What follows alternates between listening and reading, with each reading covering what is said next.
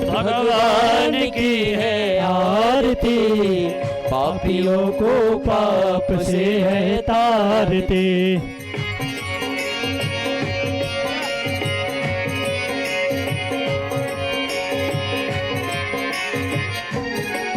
ये अमर ग्रंथ ये मुक्ति पंथ ये पंचम वेद निराला, नभ ज्योति जगाने वाला। ये अमर ग्रंथ है मुक्ति पंथ है पंचम वेद निराला, वो नभ ज्योति जगाने वाला।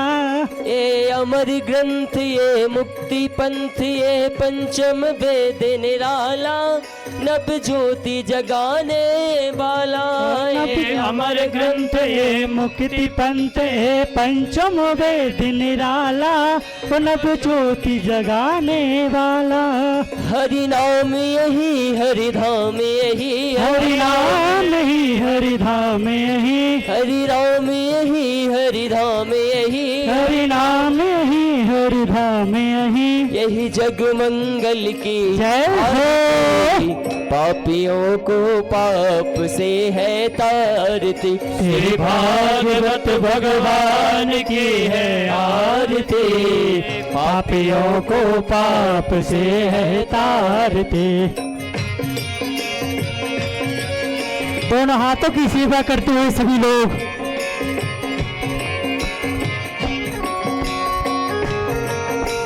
जय हो।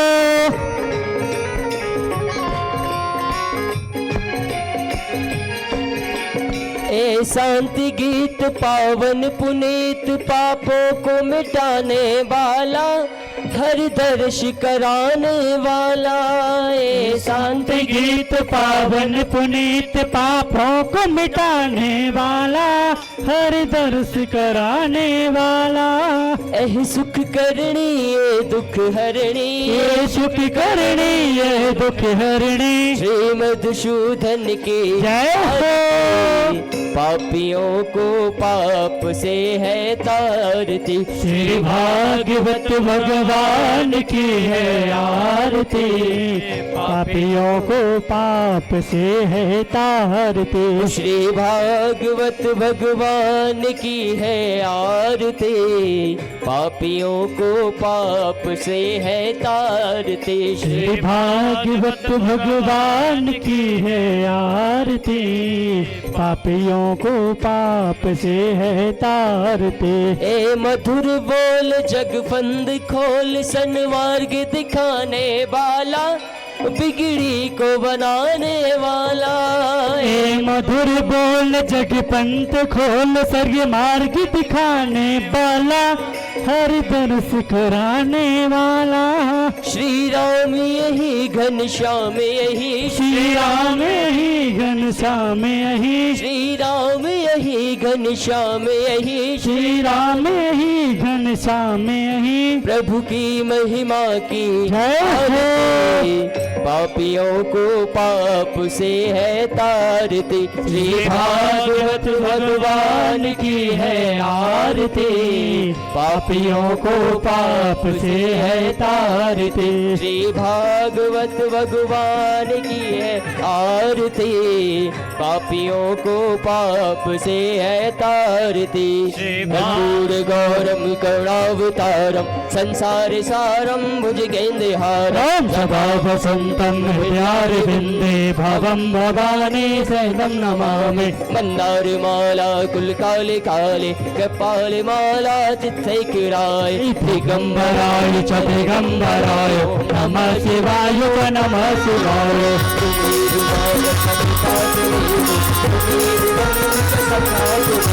तुमेव विद्याधरं तुमेव त्वमेव सर्वं मम देवो देव, त्वमेव सर्वं मम देवो देव।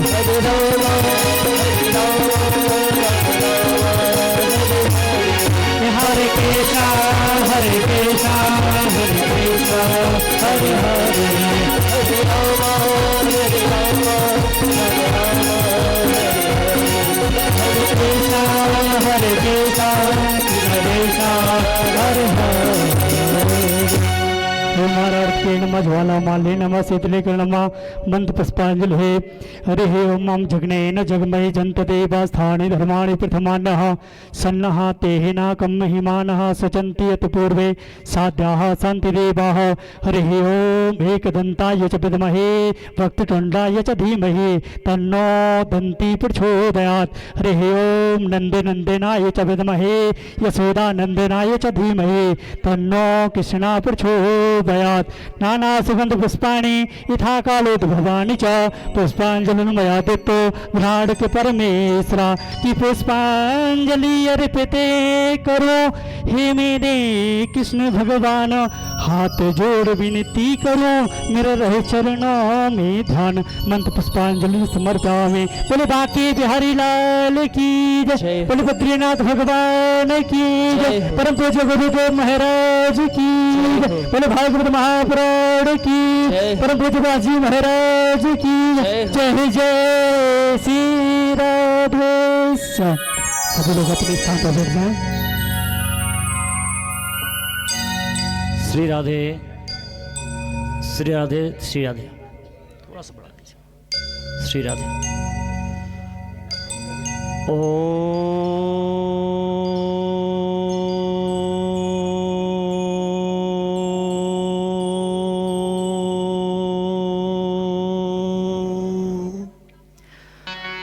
श्री गणेशाय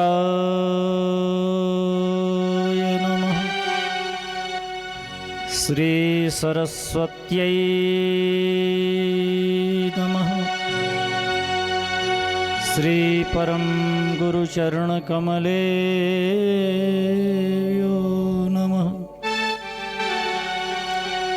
ध्येयं सदा परिभवग्न भवभीष्टदोहम् तीर्थास्पदं शिवविरञ्चिनुतं शरण्यम् वृत्यार्तिहं प्रणतपालभवाब्धिपोतं वन्दे महापुरुषते चरणारविन्दम् नारायणं नमस्कृत्य नरं चैव नरोत्तमं देवीं सरस्वतीं व्यासं ततो जयमुदीरये।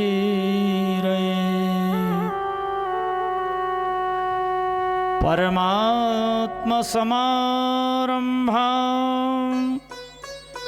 श्री सच्चाबाबासुमध्यमा अस्मद्गुरुवरपर्यन्तां वन्दे सच्चा परम्पराम्। अतुलितबलधामं हेमशैलाभदेहम् धनुजवनकृशानं ज्ञानिनामग्रगण्यं सकलगुणनिधानं वानराणामधीशं रघुपतिप्रियभक्तं वातजातं नमामि। भक्तिभक्त भगवन्त प्रभु चतुः नाम बपु एक, जिनके पद वंदन किए नाशहि विघ्न अनेक। बोलो श्री वृंदावन बिहारी लाल की, श्रीमद्भागवत महापुराण की जय हो। श्री सुखदेव जी भगवान की जय हो। श्री बद्रीनाथ भगवान की जय हो। श्री गंगा मैया की जय हो। श्री सच्चे महाप्रभु की जय हो। श्री गौ माता की जय हो। जय जय श्री राधे। श्री राधे श्री राधे श्री राधे। परात्पर करुणा वरुणालय भक्तवांछा कल्पतरु तड़दुरिंदक पीताम्बरधारी भगवान श्याम सुंदर की प्रत्यक्ष वांग्मय मूर्ति स्वरूपा श्रीमद्भागवत महापुराण, संत चरण, गुरु चरण, इस पावन तपोभूमि में जितनी भी आध्यात्मिक चेतनाएं हैं सभी के चरणों में बहुत बहुत वंदन। पूज्यपाद परम तपोनिष्ठ श्री सच्चा बाबा जी महाराज के परम कृपा पात्र स्वामी श्री हरिचेतन जी महाराज, मंचस्थ हमारे विद्वज्जन, अर्चनीय, वंदनीय, सम्माननीय सीता सावित्री के चरित्रों को चरितार्थ करने वाली माताएं और श्रीमद्भागवत के पिपाशुजन, आप सभी को श्री बद्रीनाथ की पावन भूमि से और इस पवित्र व्यासपीठ से मेरा जय श्री कृष्ण। जो प्रत्यक्ष में और YouTube चैनल के माध्यम से घर में बैठकर सब कथा श्रवण कर रहे हैं, उन सभी के लिए मेरा बद्रीनाथ के चरणों में निवेदन कि सभी को भगवान अपनी निर्मल भक्ति प्रदान करें। आइए मन वाणी को पवित्र करने के लिए और कथा की परंपरा का निर्वहन करते हुए बड़े प्रेम और करतल ध्वनि के साथ भगवान के पावन नाम का स्मरण करें। फिर आज श्रीमद् भागवत के महात्म्य में हम प्रवेश करेंगे। इसके पहले बड़े भाव और तन्मयता के साथ जय जय राधा रमण गिरधारी, गिरधारी श्याम बनवारी। जय राधा रमण गिरधारी, गिरधारी श्याम बनवारी। जय जय राधा रमण गिरधारी, गिरधारी श्याम बनवारी। जय जय राधा रमण गिरधारी, गिरधारी श्याम बनवारी। गिरधारी श्याम बनवारी, गिरधारी श्याम बनवारी। गिरधारी श्याम बनवारी,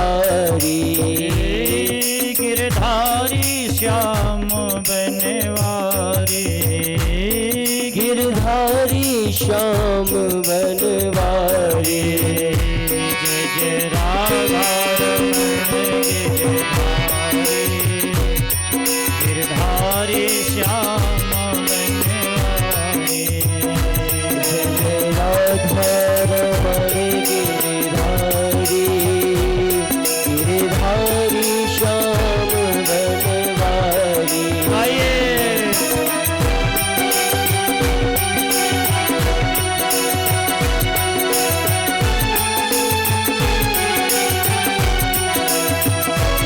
जय जय राधा रमण गिरधारी,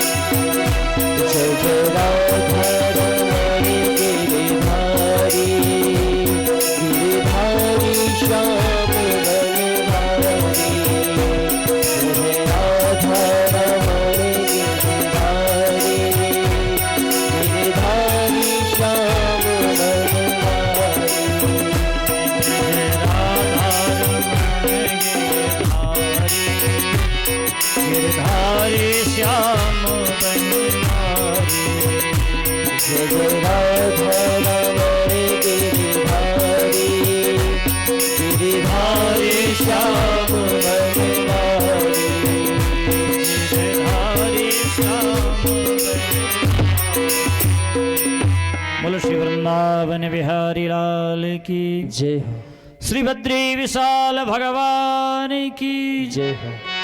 बहुत ही मंगलमय अवसर श्री बद्रीनाथ की पावन भूमि पर हम बैठकर कथा श्रवण कर रहे हैं और मुझे कहने का अवसर प्राप्त हो रहा है।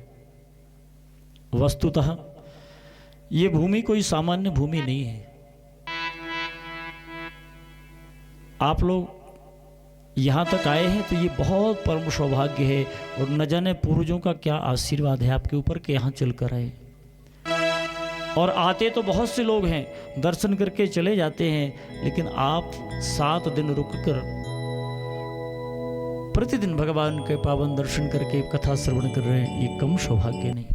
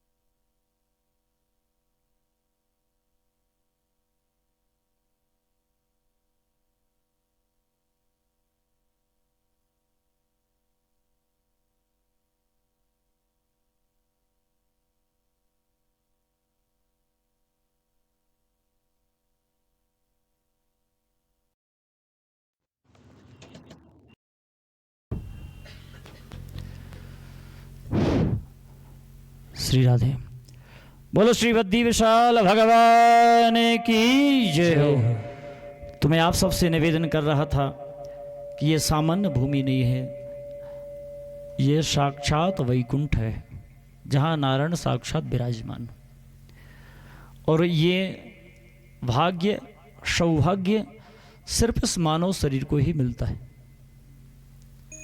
इसके अलावा दूसरों को किसी को नहीं मिलता।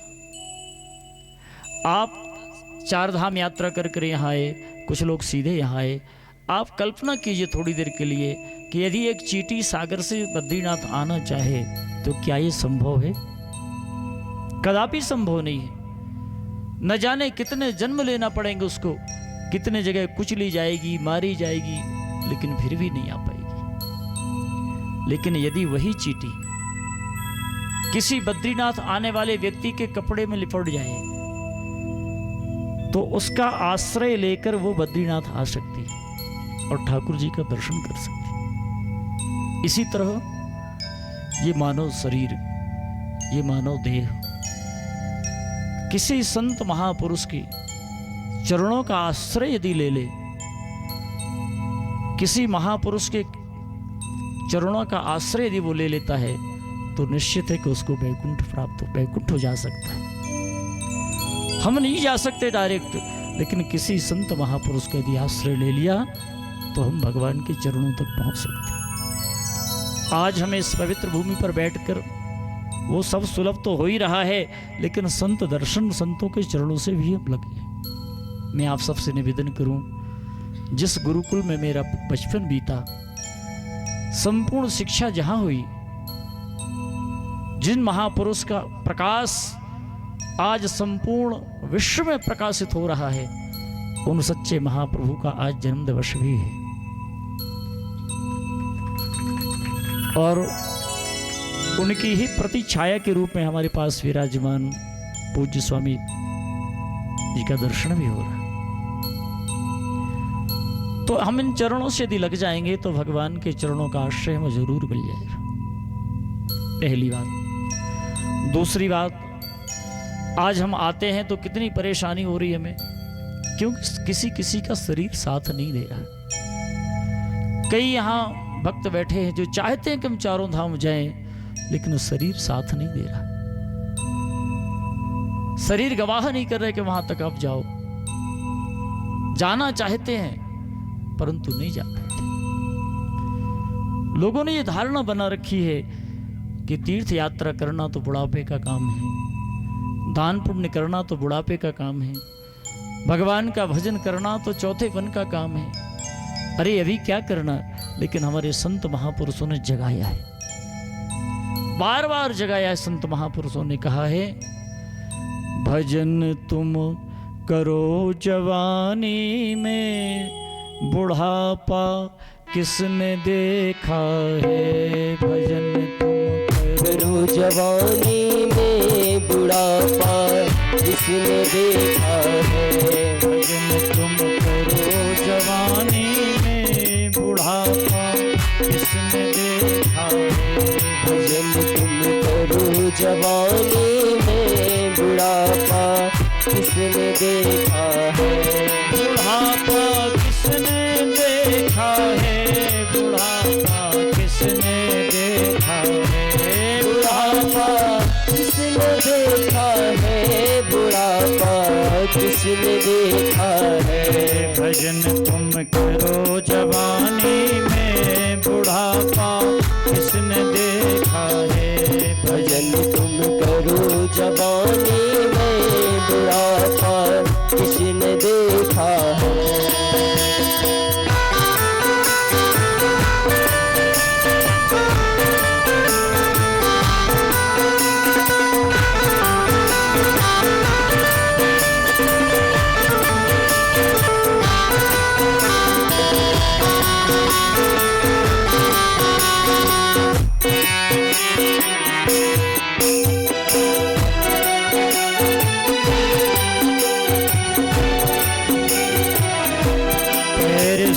लंगड़े हो जाओगे, पैर से लंगड़े हो जाओगे।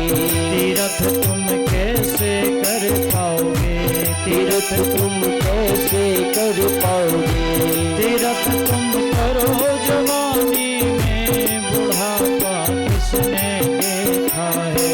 तीरथ तुम करो जवानी में, बुढ़ापा किसने देखा है। भजन तुम करो जवानी में, बुढ़ापा किसने देखा है। भजन तुम करो जवानी में, बुढ़ापा किसने देखा है। सोचिए जरा, कभी कभी हम ठाकुर जी के देवालय में जाते हैं लेकिन चश्मा भूल जाते हैं, ठीक से छवि दर्शन नहीं हो पाता। कई बार ऐसा होता है, चश्मा भूल जाते हैं तो भगवान का दर्शन नहीं हो पाता। कितना दुख होता है उस समय। आंख से अंधे हो जाओगे, आँख से अंधे हो जाओगे। दर्श तुम कैसे कर पाओगे। दर्श तुम कैसे कर पाओगे।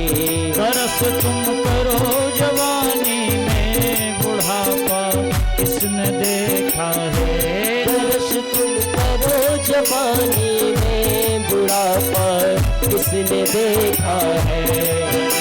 करो जवानी में, बुढ़ापा किसने देखा है। भजन तुम करो जवानी में, बुढ़ापा किसने देखा है। कई लोग आना चाह रहे थे, 25 लोगों की टिकट कैंसिल हो गई साहब। 25 लोगों की क्यों नहीं आ पाए। एक सज्जन कहा कि साहब बच्चे तैयार नहीं जाने देने के लिए। क्यों? टीवी पर देख रहे हैं, न जाने क्या क्या देख रहे हैं, कितना पहाड़ गिर रहे हैं, कितना। लेकिन जिनका पुण्य प्रबल था उनको किसी ने भी कितना मना किया, लेकिन वो जरा भी नहीं माने और वो आगे।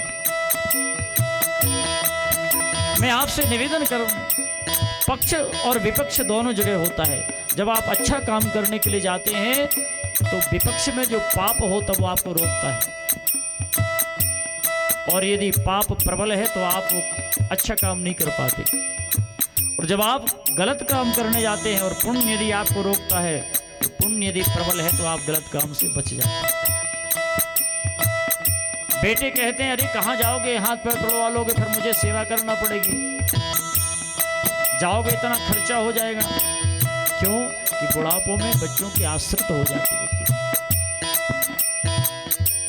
हाथ से टुंडे हो जाओगे, हाथ से टुंडे हो जाओगे, दान तुम कैसे कर पाओगे, दान तुम कैसे कर पाओगे, दान तुम करो जवानी में, बुढ़ापा किसने देखा है, दान तुम करो जवानी में, बुढ़ापा किसने देखा है, भजन करो जवानी में, बुढ़ापा किसने देखा है, करो जवानी में, बुढ़ापा किसने देखा है, करो जवानी में, बुढ़ापा किसने देखा है। तो मैं आप सबसे निवेदन कर रहा था कि किसी संत महापुरुष के चरणों से लग जाए हम, तो उस चींटी की तरह, जो चींटी ना आ सकती थी लेकिन किसी के वस्त्र में यदि वो चिपक गई तो बद्रीनाथ तक आ गई, ऐसे यदि हम किसी संत महापुरुष के चरणों का आश्रय ले लें तो हम भगवान तक पहुंच सकते हैं। और ये सब चीजें ये इस भूमि पर आपको सुलभ हो रही, इस तपोभूमि में न जाने कितने महाराज जी भी दिन भर अपने कमरे में ध्यान में रहते, मैं तो आग्रह करके ले आया, और अभी 5 बजे से ध्यान में बैठेंगे 8 बजे तक भगवान का ध्यान। सांसारिक मोह माया से कोई लेना देना नहीं। आप परसों आ गए थे, किसी ने देखा महाराज जी को कभी दूर टाइम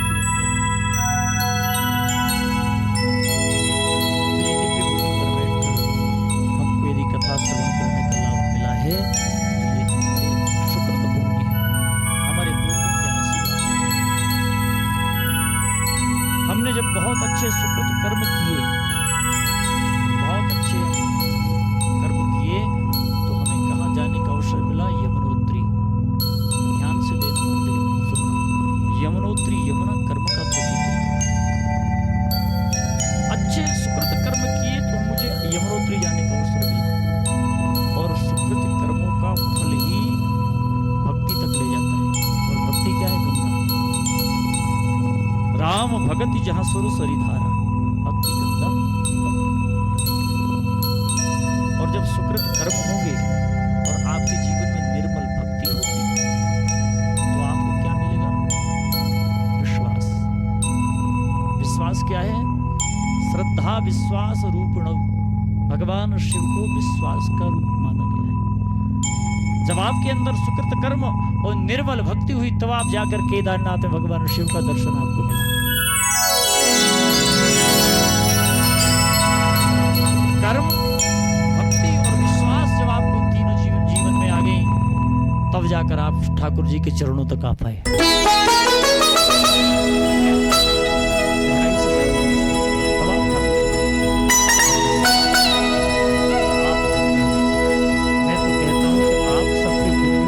मुझे भी आने का अवसर मिला। आप ना आते तो भजन नहीं करते। आपको कहते महाराज जी आपके कारण मुझे, मैं कहता नहीं नहीं आपके कारण मुझे आने का अवसर मिला। आप पढ़ो। सच्चिदानंद रूपाय विश्वोत्पत्त्यादि हेतवे तापत्रय विनाशाय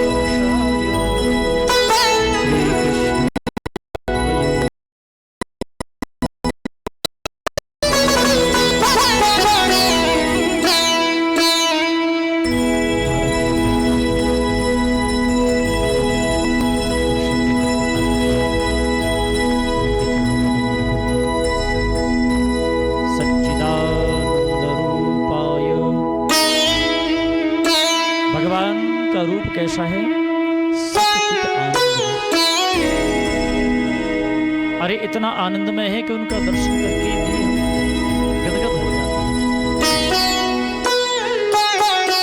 केदारनाथ की पावन धरा पर कई लोगों के अश्रु आ गए, कई लोगों के अश्रु आ गए। आज हम धन्य हो गए, क्या अभिषेक करने का अवसर, गदगद हो गए, अंतरात्मा प्रसन्न हो गई। ये एक व्यक्ति की नहीं, कई व्यक्तियों की।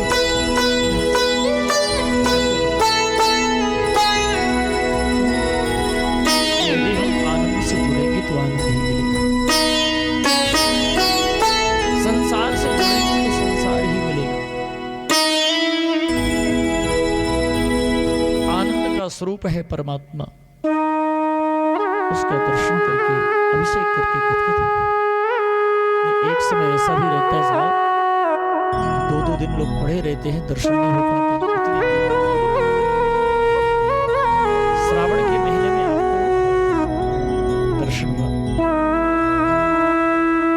हम लोग तो जन्माष्टमी तक श्रावण मानते हैं, लेकिन महाराष्ट्र में भी श्रावण चल रहा है। भगवान का दर्शन और अभिषेक का अवसर मिला, ये आपकी सुखद पुण्य है। श्रीमद् भागवतकार कहते हैं, सच्चिदानंद रूपाय विश्वोत्पत्त्यादि हेतवे, उत्पत्ति लय और प्रलय तीनों का कारण है ऐसा परमात्मा। तापत्रय विनाशाय श्री कृष्णाय वयम्।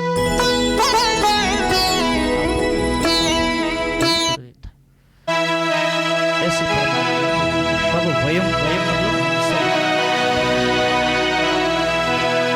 यं प्रभजन्तं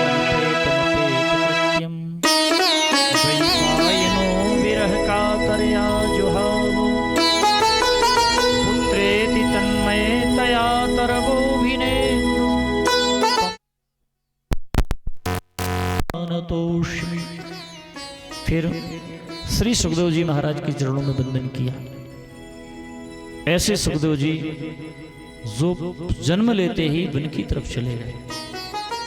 बेटा बेटा चिल्लाते रहे व्यास जी, लेकिन जरा भी पलट कर नहीं देखा। ऐसे श्री सुखदेव जी के चरणों में वंदन। और भागवतकार कहते हैं, नेमिसे सूतमाशीनमविवाद्य महामतिम कथामृतरसास्वादः कुशलः शौनको ब्रवीत। कथा श्रवण करने में कुशल, देखो एक होता है कुशल, एक होता है अकुशल। अकुशल वो होता है जो कथा में तो बैठता है, लेकिन फिर बार बार उठना, फिर बार बार इधर जाना। आए हैं तो अब किसी दिन 7 दिन व्यतीत तो करना है, क्योंकि टिकट तो 15 की है, रुकना तो पड़ेगा। वो अकुशल। और एक कुशल शौन को ब्रवीत, कुशल है, एक एक शब्द को यूं पीते चले जा रहे हैं जैसे बहुत बड़ा पिपासु, बहुत बड़ा प्यासा व्यक्ति एक एक बूंद को गुटकते चला जाता है। ऐसे आज व्यास गद्दियों से बहुत सांसारिक बातें होने लगी साहब, बहुत डुकरिया पुराण होने लगे। सास बहू की बहुत कथाएं। व्यथा को मिटाने के लिए ही तो कथा है, और वही व्यथा फिर यहां से चालू हो गई। मंगल करणी कलिमल हरणी तुलसी कथा रघुनाथ की। सारे तापों को, संतापों को मिटाने का एक ही माध्यम है, वो है भगवान की दिव्य कथा। और जब किसी की मधुर मधुर कथाएं आप सुनेंगे तो उसके प्रति आपका प्रेम बढ़ेगा, और जब प्रेम बढ़ेगा तो उसका नाम स्मरण होगा। जाने बिन न होई प्रतीति, बिन प्रतीत होई नहीं प्रीति। आपके बगल में एक व्यक्ति बैठा था, काफी देर बैठा रहा, आप उससे परिचित नहीं थे, लेकिन जब वो चला गया तो आपने किसी से पूछा, भैया वो यहां बैठे थे, वो कौन थे? अरे आप नहीं जानते उनको? बोले नहीं, अरे वो तो फलाने व्यक्ति थे। ओहो, नाम तो बड़ा सुन रखा था, लेकिन कभी मिले नहीं तो हम पहचान नहीं पाए। बस यही होता है, भगवान की मधुर मधुर जो हम कथाएं सुनते हैं तो भगवान के प्रति अनंतता बढ़ती है, ताप मिटते भी। आज हर व्यक्ति, हर जीव ताप में जी रहा है। कोई दिल पर हाथ रखकर ये नहीं कह सकता कि मैं पूर्ण रूपेण सुखी हूं, कोई नहीं कह सकता। कोई तन दुखी, कोई मन दुखी, कोई धन बिन रहत उदास, और थोड़े थोड़े सब दुखी, सुखी राम के दास। जो भगवान का आश्रय जिन्होंने ले लिया, भगवत नाम स्मरण जो करने लगे, वही संसार में सुखी है और सब दुखी। और सुख पाने का सिर्फ एक ही साधन है कि हम संतों के चरणों का आश्रय लें और उनके आश्रय से हमें भगवत नाम प्राप्त हो और उससे हमारा कल्याण। भटक रहा है जीव, न जाने कितनी योनियों में भटकता चला जा रहा है। कल्पना करो आप कि हम कभी नाले के कीड़े भी बने होंगे, कभी कूकर सूकर भी बने होंगे, कभी जलजीव भी बने होंगे, कभी आकाश में विचरण करने वाले भी बने होंगे। भगवान ने बड़ी कृपा की, बड़ी दया, तब तो हमें जाके ये शरीर प्राप्त हुआ। और इस शरीर प्राप्त होने के बाद हम उसी चक्कर में यदि लगे रहे तो मिला क्या? ये तो अन्य योनियों में भी मिलता है, मिला क्या? यही सोच रहे हैं जो वयोवृद्ध हो गए, जीवन पर्यंत भजन करते रहे, संपूर्ण जीवन भजन में जिनका व्यतीत हो गया, वो सोच रहे हैं आज नहीं तो कल क्या होगा। ये धन संपत्ति वैभव शरीर सब छिन जाएगा और इसको कोई रोक नहीं सकता। कल क्या होगा, हमारा कल्याण कैसे होगा? तो समूह बनाकर सब सोचने लगे। उनमें एक बहुत वयोवृद्ध थे, हजारों वर्ष जिनकी आयु थी, जिनका नाम था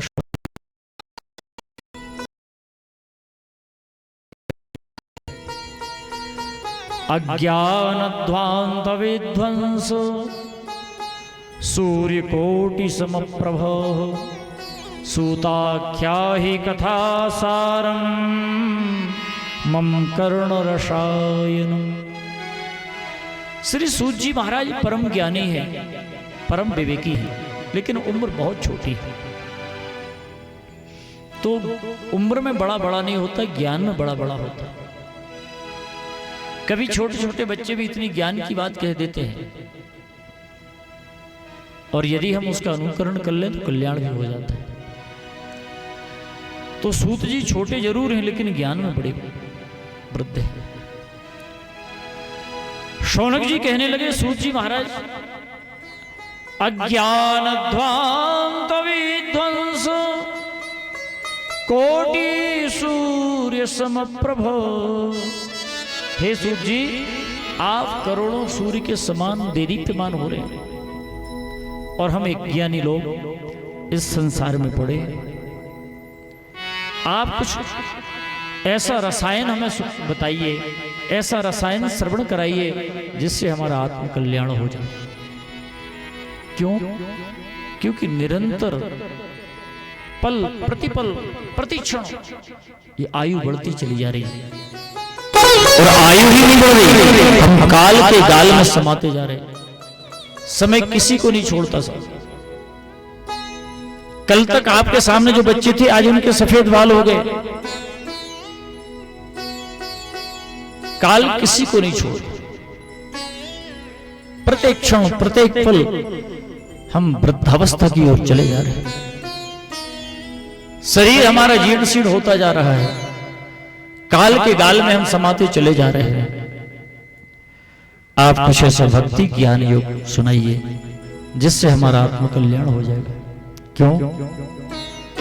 चली जा रही है उम्र धीरे धीरे, चली जा रही है उम्र धीरे धीरे, चली जा रही है उम्र धीरे धीरे, चली जा रही है उम्र धीरे धीरे।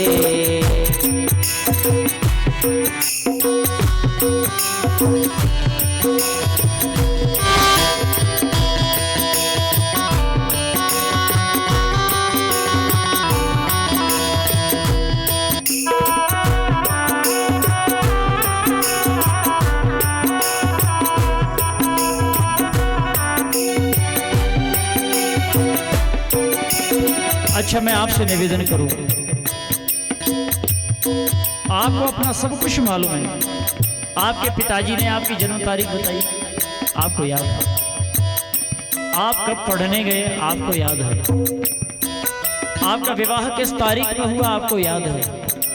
किस तारीख में आपने सर्विस की, बिजनेस व्यापार चालू किया, आपको याद है? लेकिन बुढ़ापा किस तारीख में आया आपको पता है? कोई पता नहीं। इतनी स्लो गति से, इतनी धीरी गति से प्रवेश कर रहा है।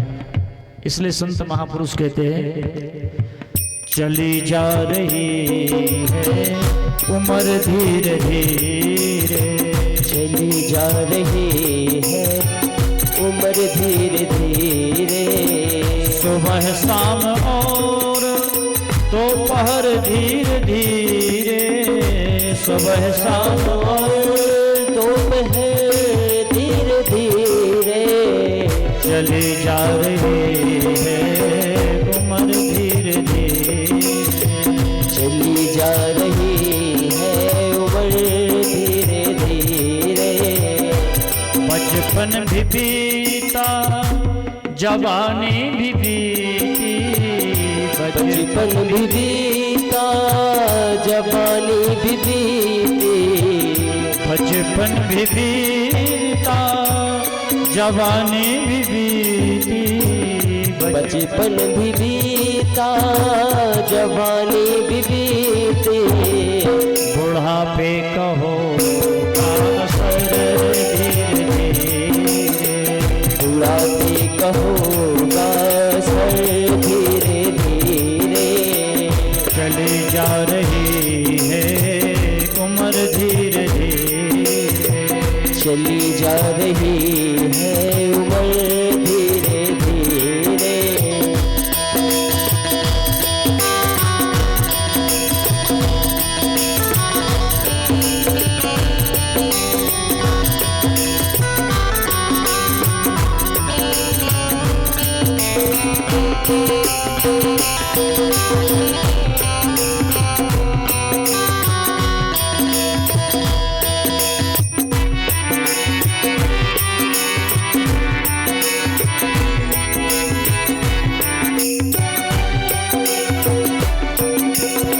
गिरे दांत सारे हुए के उजाले, गिरे दांत सारे उड़े के उजाले, झुकी जा रही है उम्र धीरे धीरे, झुकी जा रही है कमर धीरे धीरे, चली जा रही है उम्र धीरे धीरे, चली जा रही है उम्र धीरे धीरे, तो क्या करे साहब, कल्याण कैसे होगा फिर? उम्र बीतती जा रही, कल्याण होगा कैसे? तो किसी महापुरुष ने कहा कि सुनो कैसे होगा, हम बताते हैं। सिर्फ मुंडी हिलाकर सुनना नहीं, उसको अनुकरण भी करना, तब कल्याण होगा, नहीं तो नहीं।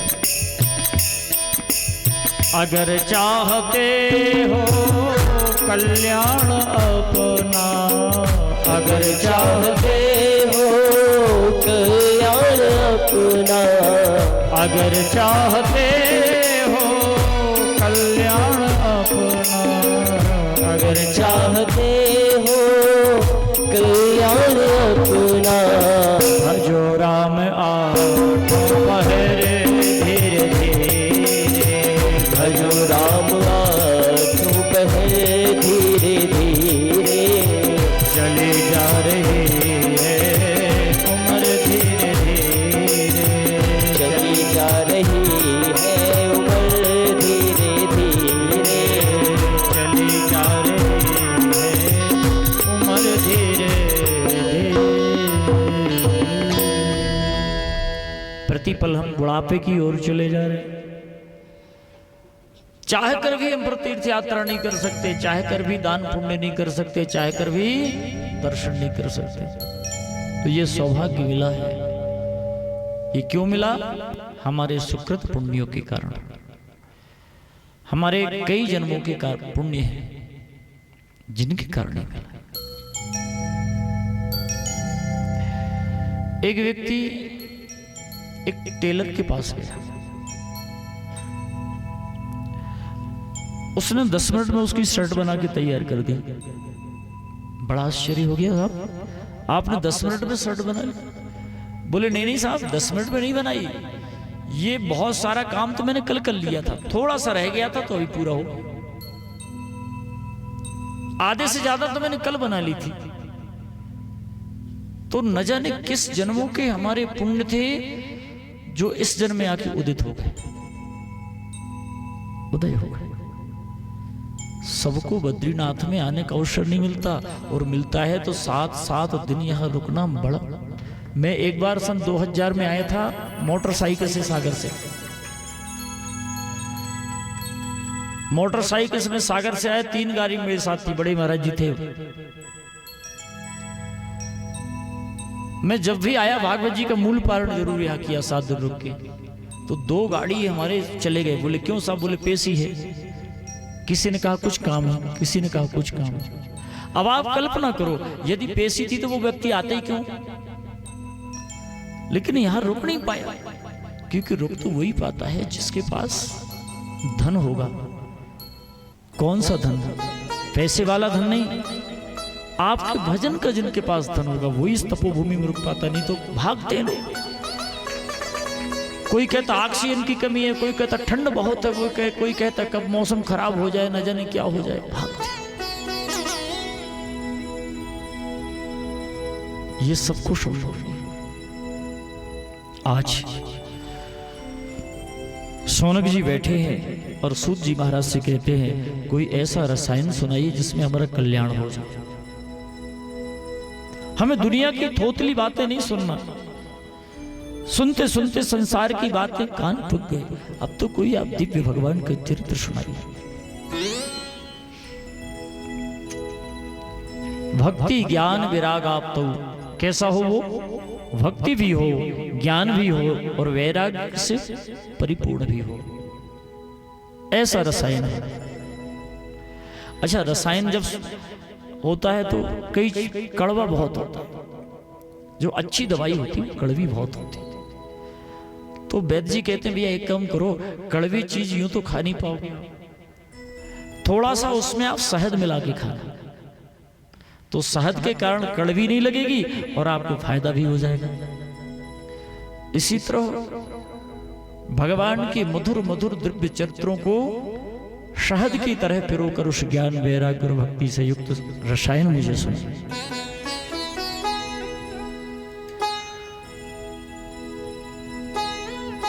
क्यों? क्योंकि कल्प वृक्ष, कथा क्या है? कथा कल्प वृक्ष से भी श्रेष्ठ है। किसी भी मनोकामना से आप कथा श्रवण करें, किसी भी, आप यहां आए हैं तो सिर्फ भगवान की भक्ति के निमित्त सुनना। प्रभु अपनी निर्मल भक्ति देना, संसार के लिए मत सुनना, निर्मल भक्ति मांगना भगवान से, और भक्ति मिल गई तो सब कुछ मिल गई। तो मैं आप सबसे निवेदन कर रहा था कि कल्पवृक्ष तो आपको सांसारिक पदार्थ दे सकता है, जो भी आप मांगेंगे वो दे सकता है, लेकिन पारलौकिक धन नहीं दे सकता। लेकिन श्रीमद् भागवत की दिव्य कथा आपको भगवान के श्री चरणों से जोड़ सकती है। इसलिए सौनक जी कहते मुझे ऐसा रसायन पिलाइए जो भगवान के चरणों से जोड़ दे, संसार से जुड़ने वाली नहीं, भगवान से जुड़ने वाली हो। सूत जी महाराज ने कहा कि देखो भैया, कथा तो मैं आपको सुना सकता हूं, और जैसा आप रसायन चाहते वैसा भी मैं आपको सुना दे सकता हूं, लेकिन कथा का एक सबसे बड़ा नियम है कि किस स्थान पर बैठकर कथा सुने, कहां बैठकर कथा सुने। कथा का जितना महत्व है, स्थान का भी उससे कम महत्व नहीं है। कहां सुना? किसी महापुरुष ने कहा देखो स्थान का मुझे नहीं मालूम, हम तो सारा समय न जाने कहां कहां जंगलों में भटकते रहे, मुझे नहीं मालूम कहां है, लेकिन मैं एक रास्ता जरूर बता सकता हूं। बोले क्या? बोले भोले बाबा हिमालय पर बैठे और उनको दिख रहा है सब कुछ। कौन सा पवित्र से पवित्रतम स्थान है, भोले बाबा से अच्छा कोई नहीं बता सकता। तो सभी ने विचार किया चलो भोले बाबा के पास चलते हैं। 88,000 ऋषि और सूत जी महाराज भोलेनाथ के पास गए, तो भोले बाबा की प्रार्थना की, भोलेनाथ हम भगवान की दिव्य कथा सुनना चाहते हैं और सुनाने के लिए सूत जी महाराज हैं, लेकिन हम किस स्थान पर बैठकर कथा सुने, ऐसा कोई स्थान अभी तक समझ में नहीं आया। भोलेनाथ ने कहा देखो भैया मैं भी बैठा जरूर हूं हिमालय पर, लेकिन कभी कभी तो मैं हजारों वर्ष की समाधि लगा लेता हूं, कुछ देखते ही नहीं कहा क्या है। फिर सारे संत निराश हो गए। भोले बाबा ने देखा उनके चेहरे लटक गए कि बड़ी आशा से आए थे और भोले बाबा ने तो निराश कर दिया। भोले बाबा ने कहा नहीं नहीं चिंता मत करो, चलो हम सब मिलके ब्रह्मा जी के पास चलते हैं। और ब्रह्मा जी, चार मुख है ब्रह्मा जी के, चारों दिशाओं को ब्रह्मा जी देख रहे, उनसे अच्छा कोई नहीं बता सकता। तो सारे संत महात्मा मुनि सब मिलकर और सूत जी महाराज साथ में ब्रह्मा जी के पास गए।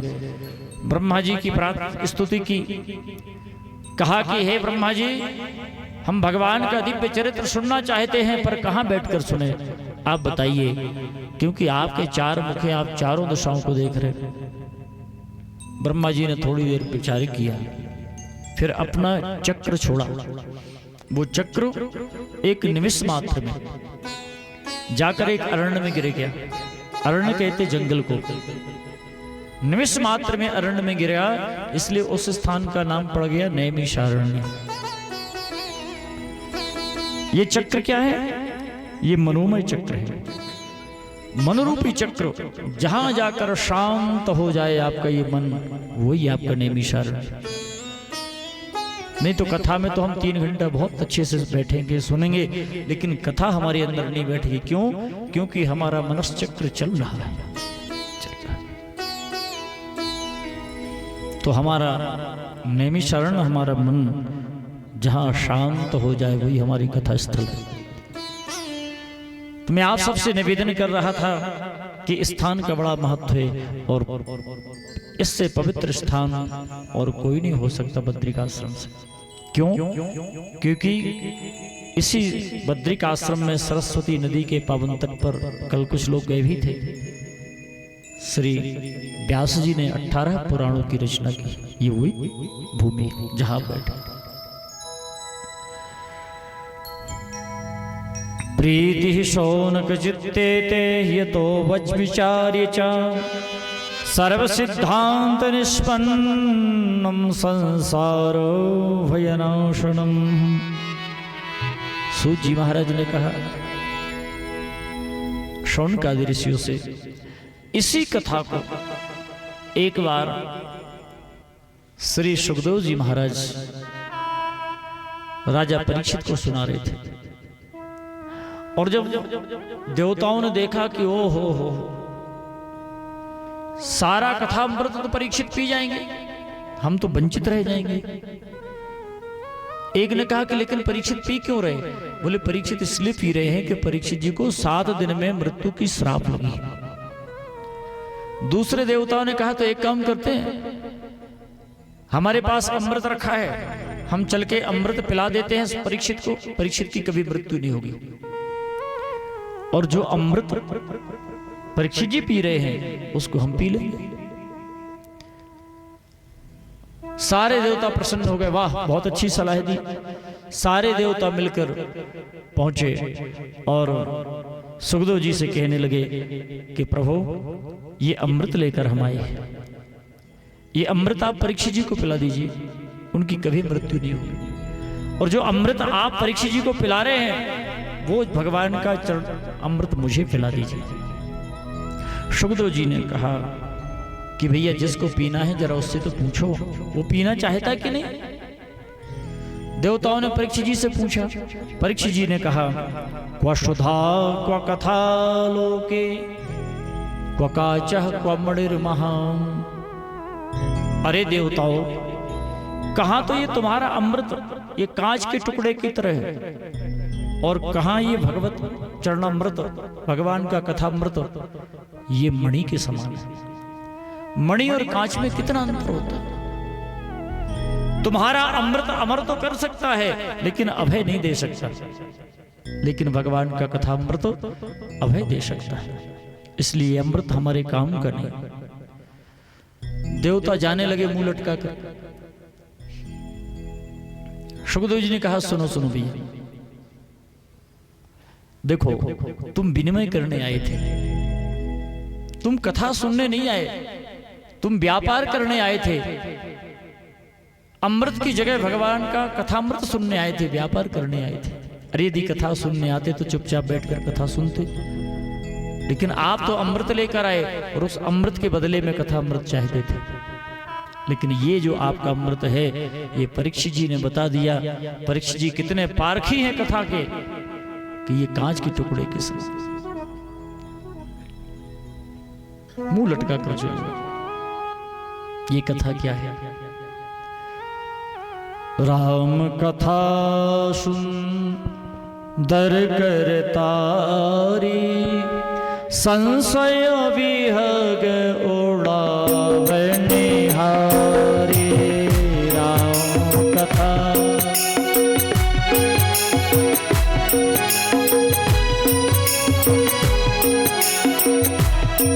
बनिहारी, राम कथा सुंदर करतारी, संशय विहग उड़ावे निहारी।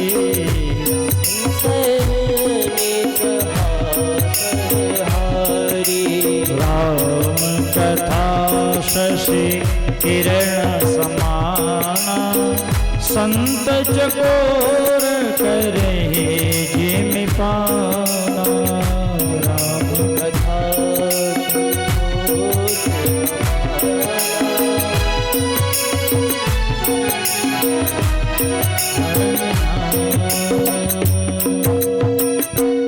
कथा बड़े बड़े संशयों को उड़ा भगा देती। जैसे पंक्षी होता है ना, पंक्षी जैसे ही आप करतल ध्वनि करते हैं वो पंक्षी भाग जाता है, ऐसे जीवन के न जाने कितने संशयी कथा श्रवण करने से दूर हो जाते हैं। न जाने जीवन में कि कितने प्रश्नों के उत्तर कथा में मिल जाते हैं। आप सोचते ये जानना चाहते हैं, वो जानना चाहते हैं, ये पूछना चाहते हैं, लेकिन कथा में न जाने कितने प्रश्नों के हल आपके स्वतः हो जाते हैं। और जितनी बार भी आप सुनेंगे उतनी बार आपको नई चीज मिलेगी, आपको नया रस मिलेगा। यही तो भगवान के चरित्र का परम लक्षण है। संसार की बात जितनी सुनेंगे आपको तनाव बढ़ेगा, चिंता बढ़ेगी, लगेगा भैया थोड़ी देर के लिए चुप हो जाओ, मुझे अकेला छोड़ दो, जाओ जाओ। लेकिन भगवान की कथा जब भी आप सुनेंगे एक नई चीज मिलेगी, आपको एक रस मिलेगा। संशय विहंग उड़ावन, विहंग माने पंक्षी, जैसे पंक्षी उड़ता है ऐसे जीवन के संशय दूर हो जाते। आज श्री सूत जी महाराज कहते हैं कि यही कथा एक बार सनक सनंदन सनत कुमारों ने श्री नारद जी को सुनाई। जैसे इतनी बात कही तो एक खड़े हो गए महात्मा जी। महाराज ये बताइए, लोक विग्रह मुक्तस्य नारदस्य स्थिरस्य च विधि श्रमे कुतः प्रीति संयोगः कुत्र तैहि सह। अरे नारद जी तो गाय दोहने में जितना समय लगता है उससे ज्यादा तो कभी कहीं रुकते ही नहीं। फिर नारद जी को कथा कहां सुनाई, क्यों सुनाई, कैसे सुनाई, प्रश्न पर प्रश्न, क्यों सुना? तो सूत जी महाराज कहते हैं बहुत अच्छा प्रश्न किया, सुनो क्यों सुनाई। एक बार देवर्षि नारद जी, भक्ति के परम आचार्य हैं देवर्षि नारद जी, उनकी इच्छा हुई कि हम कभी वैकुंठ में, कभी साकेत में, कभी कहीं भ्रमण करते रहते। आज तक हम मृत्युलोक नहीं गए।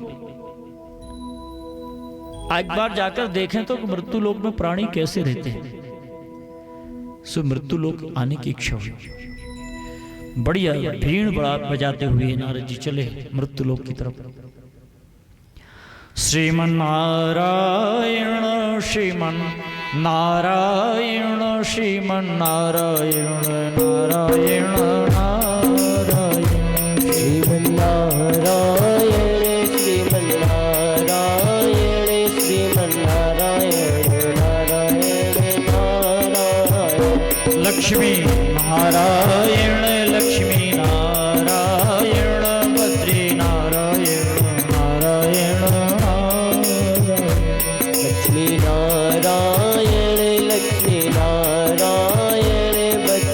नारायण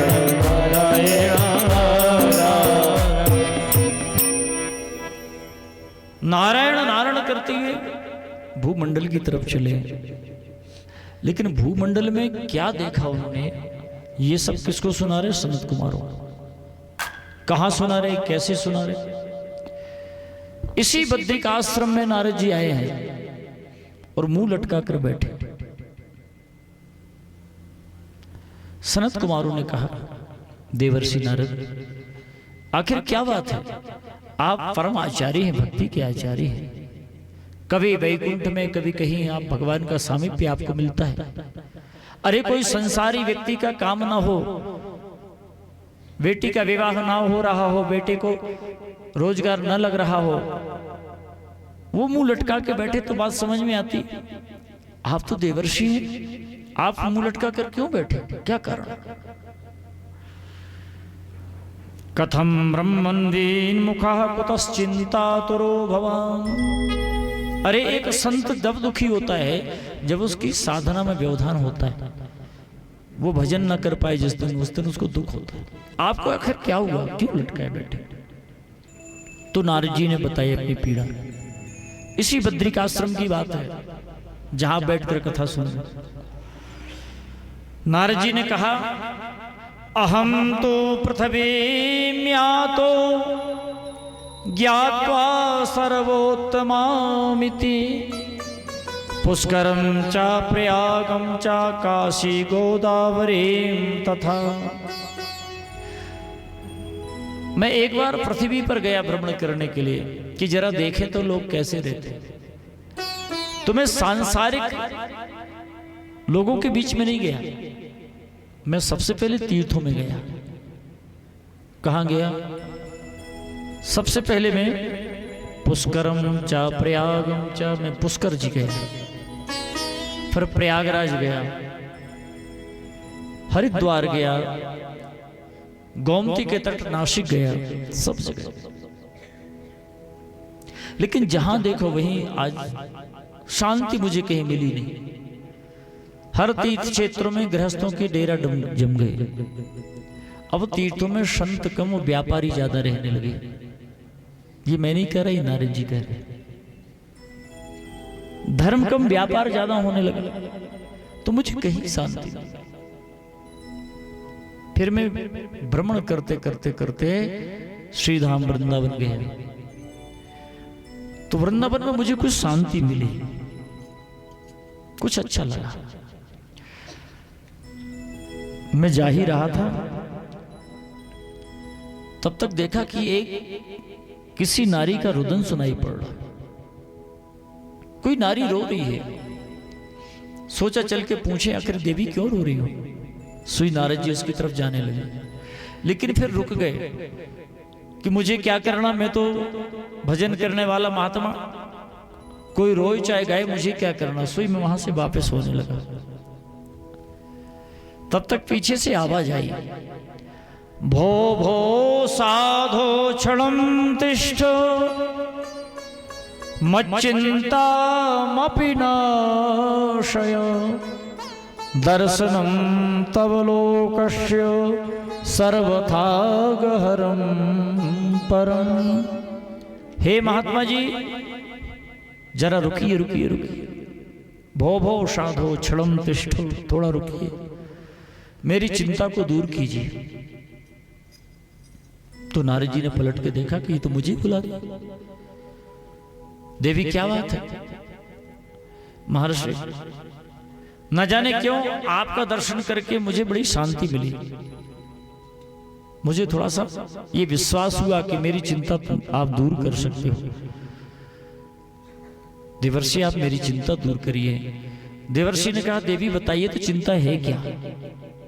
और जैसे ही नजर उठा के देखा तो देखा कि दो पुरुष अचेत अवस्था में पड़े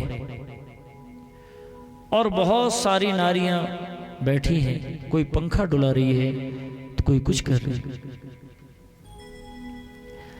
उस देवी ने कहा कि मेरा नाम भक्ति है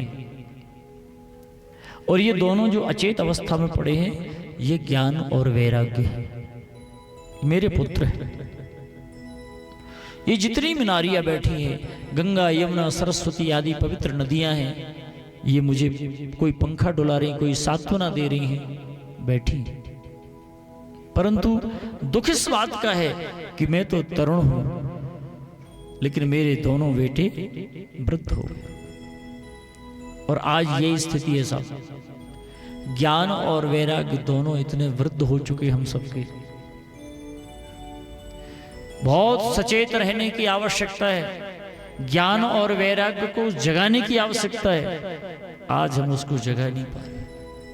ये कथा ज्ञान और वैराग्य को जगाने की कथा है। हम कहां चले जा रहे हैं? जिसने जो कह दिया वही करने लगते हैं।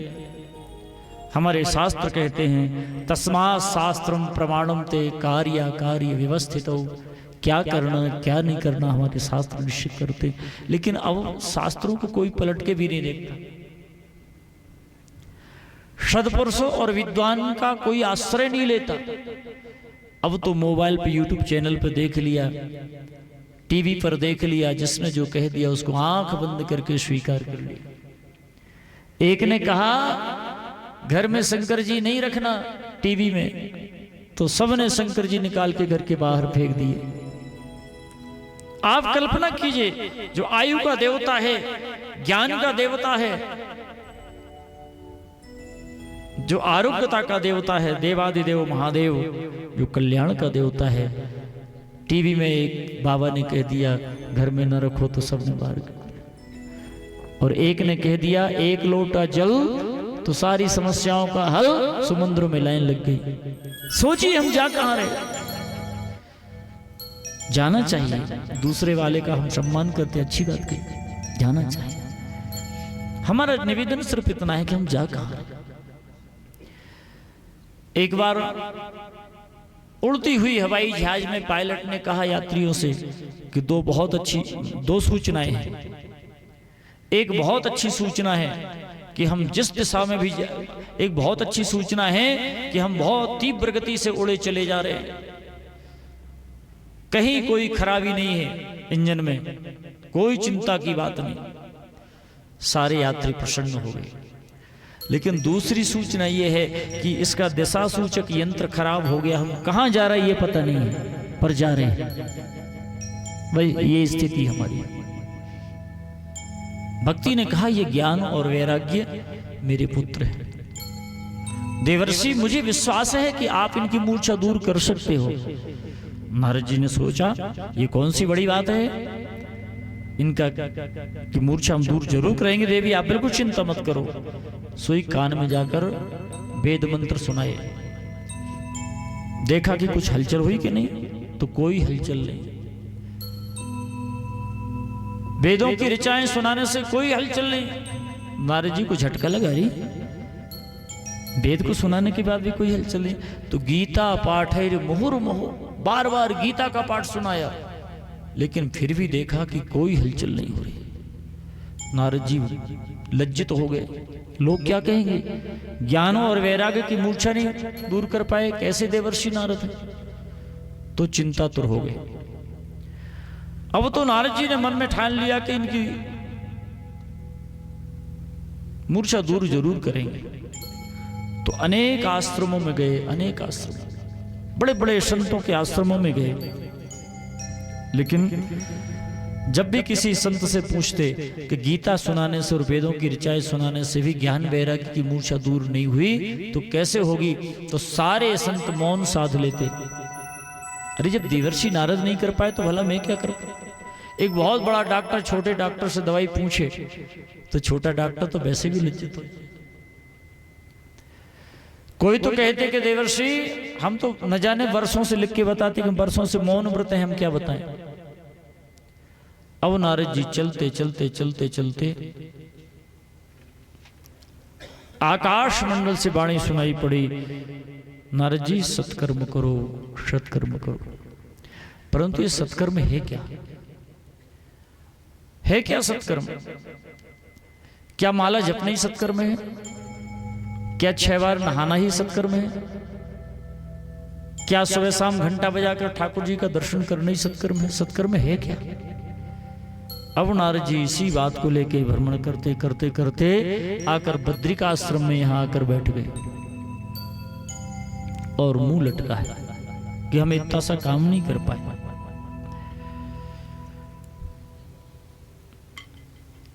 भक्ति का इतना काम हम नहीं कर पाए।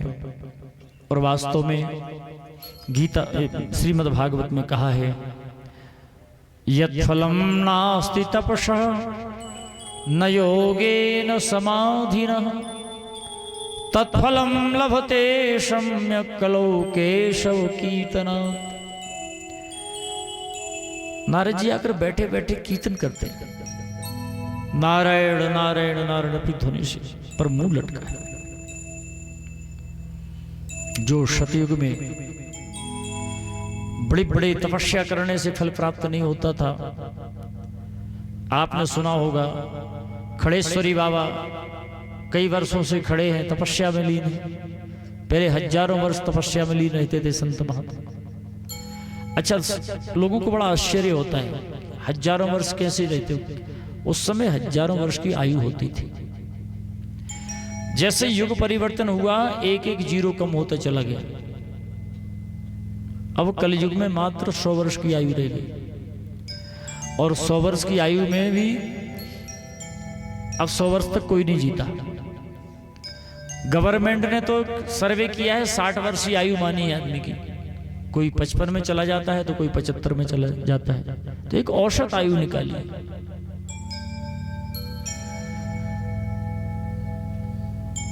आधी जिंदगी तो सोते हुए निकल जाती है, बची आधी जिंदगी तो रोजी रोटी कमाने में निकल जाती है, बच्चों को पढ़ाने में निकल जाती है। बचता क्या है? क्या बचता है? जो बचता है लड़ाई झगड़े चुगली इत्यादि में निकल जाती है। यदि सत्कर्म में निकली, भगवत कथा में निकली, तीर्थ दर्शन में निकली, तो यही वास्तव सत्य जीवन है। और अभी तक जो जीवन गया वो सब व्यर्थ है। तो मैं तो कभी कभी कहता हूं कि डायरी लिखा करो सब लोग कि आज मैंने अच्छा कर्म क्या किया। क्या हम 4 घरों में जाकर चाय पी आए और कर्जदार हो गए? लोग बड़े प्रसन्न होते हैं, अरे साहब हमारा पैसा नहीं लगा, फलाने के यहाँ चाय पी के आ गए, ये किया, नाश्ता भी हो गया हमारा। यदि आप किसी का एक गिलास पानी भी पीते हैं तो आप कर्जदार हो जाते हैं। आप प्रयास करो कैसे हम उसके बदले में एक गिलास दूध उसको पिला दें। खुश मत हो कि आज तो बढ़िया पार्टी हुई साहब उसके यहाँ, आप कर्जदार हो गए। और एक बात और निवेदन करें, हमारा जीवन इतना कर्जे से लदा है, इतना कर्जे से लदा है। माता पिता का ऋण, गुरु का ऋण, पितृ ऋण, देव ऋण। हम जो वायु ग्रहण कर रहे हैं ये हम ऋणी हो रहे हैं। यदि हम वृक्ष नहीं लगाते तो हम ऋणी हैं। यदि हम जल का उपयोग करते हैं और उसको स्वच्छ नहीं रखते तो हम ऋणी हैं। बड़े प्रसन्न हो जाते हैं। एक बार तो एक पत्नी ने कहा अपने पति से कि मुझे तो लगता है कि तुम्हारे कर्म देखकर तुम मर जाओगे तो कोई रोएगा भी नहीं। अब ऐसा नहीं बोलना चाहिए, लेकिन बोला उसने। बोले वाह, कैसे नहीं रोएंगे, रोने वाले हमारे पीछे बहुत सारे हैं। उसने कहा भैया मुझे तो रोना ही पड़ेगा, संसार को दिखाने के लिए रोना पड़ेगा, पर रोना पड़ेगा। बोले नहीं नहीं, और भी रोने वाले हैं। बोले कौन है? बोले 25,000 किराने की दुकान वाले का देना है, वो रोएगा। 10,000 पान चाय वाले का देना, वो रोएगा। तो रोने का अर्थ ये नहीं है कि हम कर्जा करके चले जाएं और रोए कि हमारा खा के मर गया।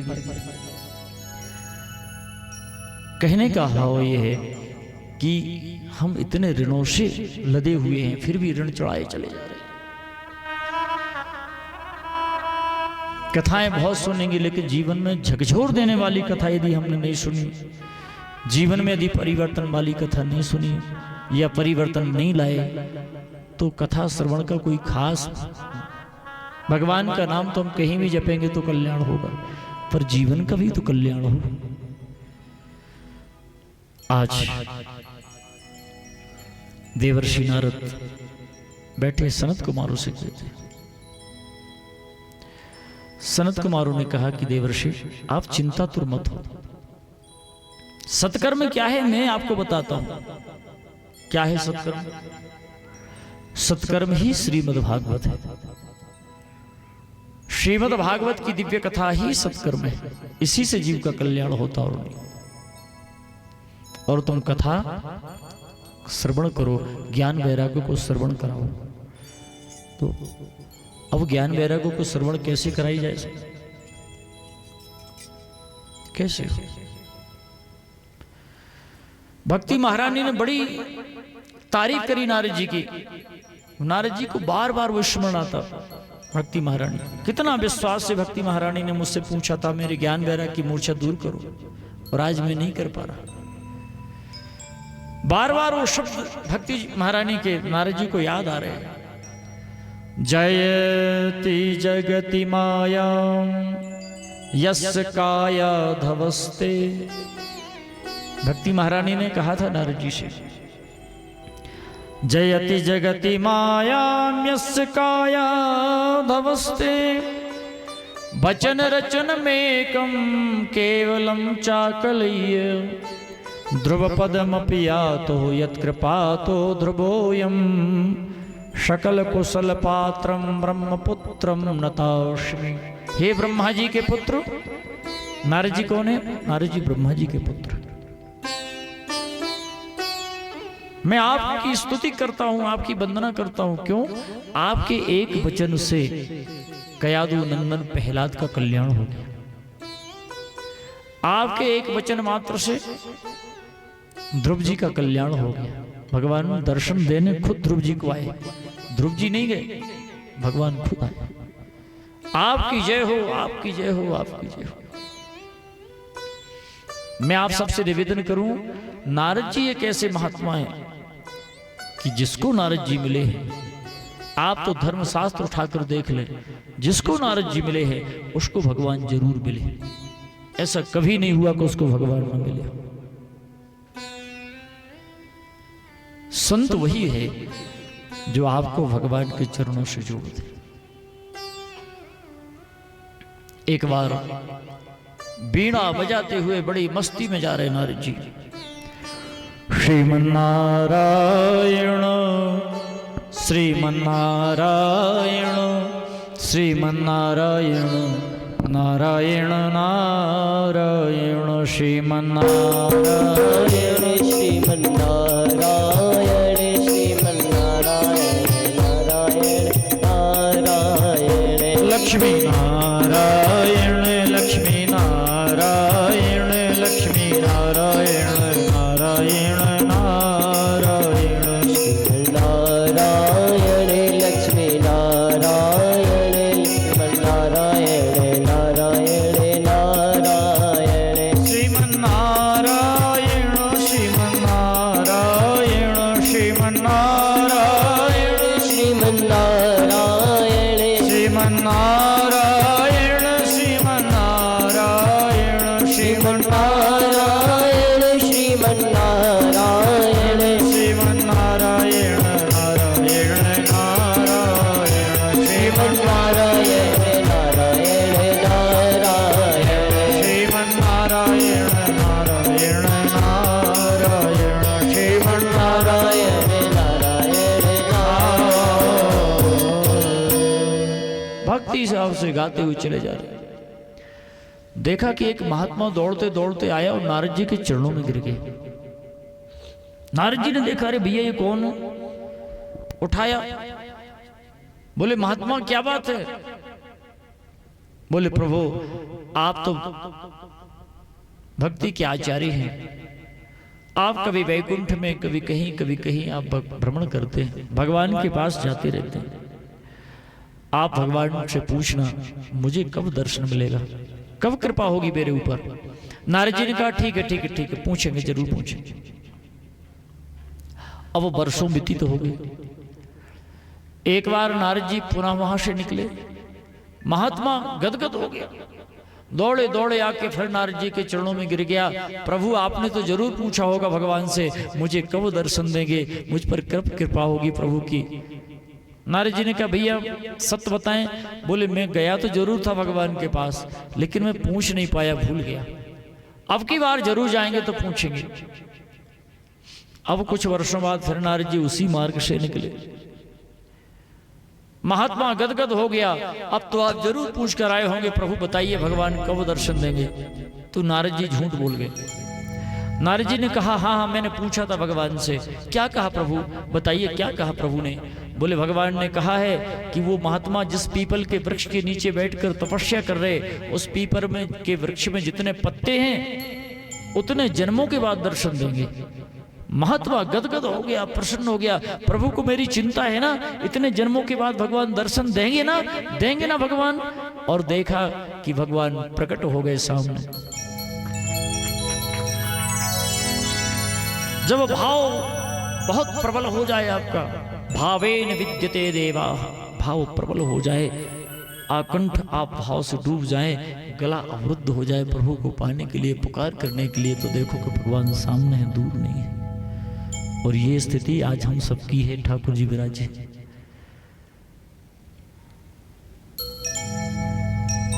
आओ जल विच मीन प्यासी, मुझ सुन सुन आवत हासी। इतने के बाद भी हम वहां जाकर भजन न करें, दर्शन न करें। उन्होंने कहा वो पहली बार एक दिन तो हुआ है महाराज, क्या रोज रोज को जाना। एक बार दमोह में एक अधिकारी के यहाँ एक कार्यक्रम चल रहा था मेरा, शंकर जी का पूजन हो रहा था। सारे घर के लोग पूजन में बैठे पर एक व्यक्ति न बैठे। हमने एक दिन कहा, 2-3 दिन निकल गए, भैया आप क्यों नहीं बैठते, सारे घर के लोग बैठते हैं, आप क्यों नहीं पूजन में बैठते, भजन क्यों नहीं करते। उसने जो उत्तर दिया, बोले भगवान शंकर जी सोच गए घर भर के पीछे पड़ गए, इसलिए हम नहीं बैठे, इसलिए नहीं बैठे। ठीक है, मनोविनोद की बात थी, लेकिन अवसर मिला है, उसका एक एक पल, एक एक क्षण, एक एक कम बिल्कुल उस अवसर ले। भगवान के जाकर दर्शन करें, पीछे बरामदे में बैठकर जितने हो सके माला करें, भजन करें। तीर्थ में किया हुआ भजन 1000 गुना फल देने वाला होता है।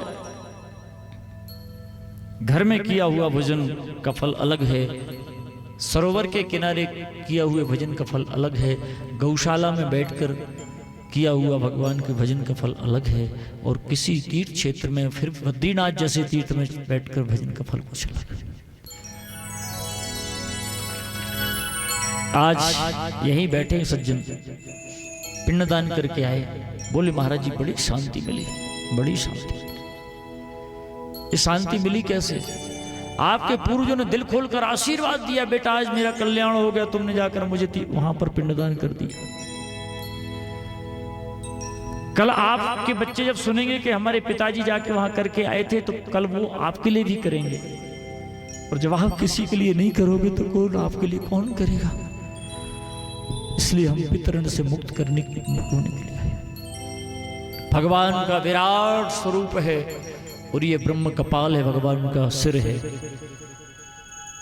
और नैमिषारण्य में नाभि गया है, भगवान की नाभि वहां, और गया जी में भगवान के चरण है, पाद गया है।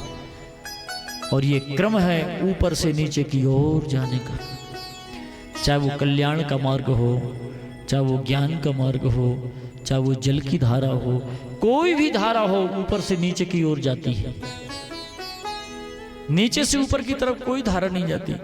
यही कारण है कि व्यास जी को ऊपर बिठाया जाता है, हम नीचे बैठते हैं, ताकि उनका कहा हुआ एक एक शब्द हम हृदयंगम करते चले जाएं, धारा नीचे की ओर। इस सुंदर अवसर का लाभ एक एक पल जरूर है। गदगद हो गए महात्मा, भगवान प्रकट हो गए, दर्शन भगवान।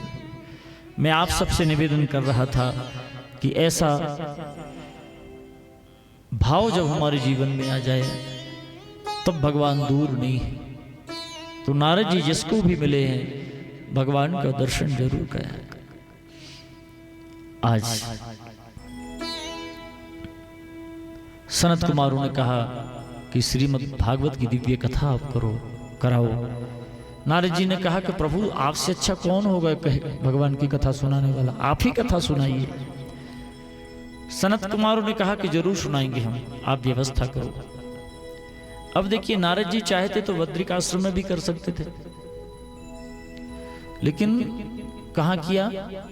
हरिद्वार में आनंद नामक तट पर। क्यों?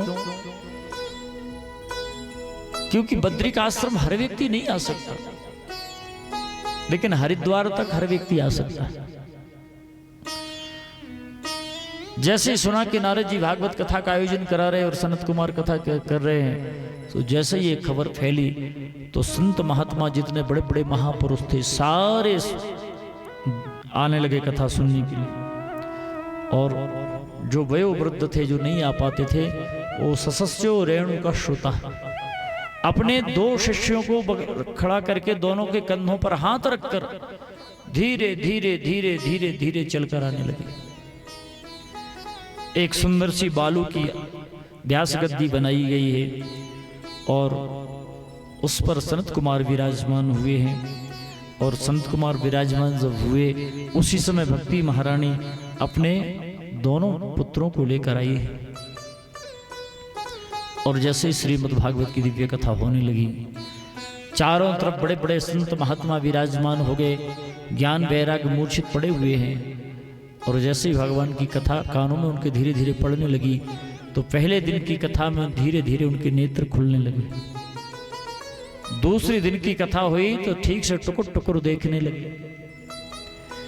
तीसरे दिन की जब कथा हुई तो शरीर में हलचल होने लगी। और चौथे दिन की कथा जब हुई तो भगवान के प्राकट्य का जैसे जयकारा हुआ, बोलो बाल कृष्ण भगवान की। सोई ज्ञान वैराग्य उठकर बैठे। भक्ति महारानी प्रसन्न है। अब बताइए, जिसके बेटे अस्वस्थ पड़े हों वो माँ कैसे सुखी रह सकती? प्रसन्न हो गई भक्ति। और 7वें दिन तो श्रीमद् भागवत की पोथी को रखकर सिर पर नाचने लगी, गाने लगी। श्री सुखदेव जी महाराज राजा परीक्षित को ये सुनाते, कहाँ शुकताल में, वो कथा आगे आएगी। आप आज सूत जी महाराज किसको सुना रहे हैं? सोनकादि ऋषियों को। और कथा कहाँ चल रही है? नैमिषारण्य में। कथा नैमिषारण्य में चल रही, सोनकादि ऋषि सुन रहे हैं और सूत जी महाराज सुनाते हैं। सारे जितने सोनकादि ऋषि थे प्रफुल्लित हो गए, अब हमारा कल्याण जरूर हो जाएगा। धीरे धीरे धीरे धीरे ज्ञान वैराग्य की मूर्छा दूर हुई। कुमारों ने कहा, शृणार्द वक्षाम विनम्राय विवेकिने गंगा द्वार समीपे तु तट आनंद नामकम।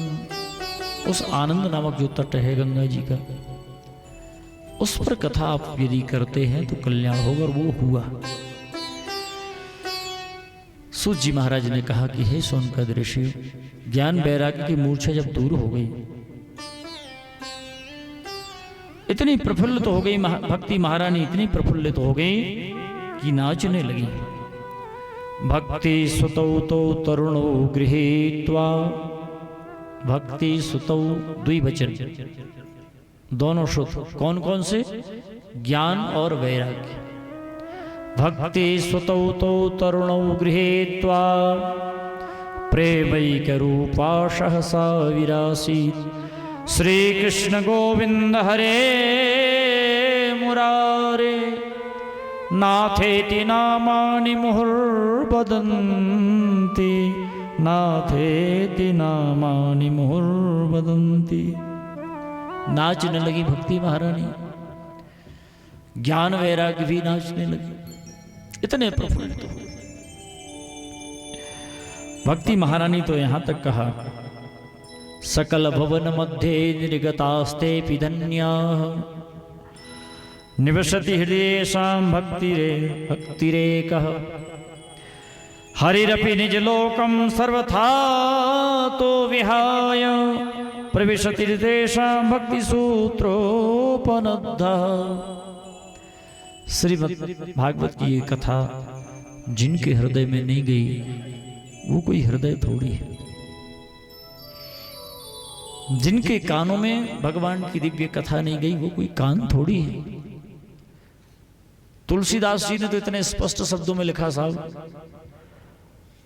जिन हरि कथा सुनी नहीं काना, श्रवण रंध अहि भवन समाना। जय सिया राम जय जय सिया राम, जय सिया राम जय जय सिया राम। जिन हरि कथा सुनी नहीं काना, श्रवण रंध अहि भवन समाना। जय सिया राम जय जय सिया राम जय जय सिया राम जय जय सिया राम।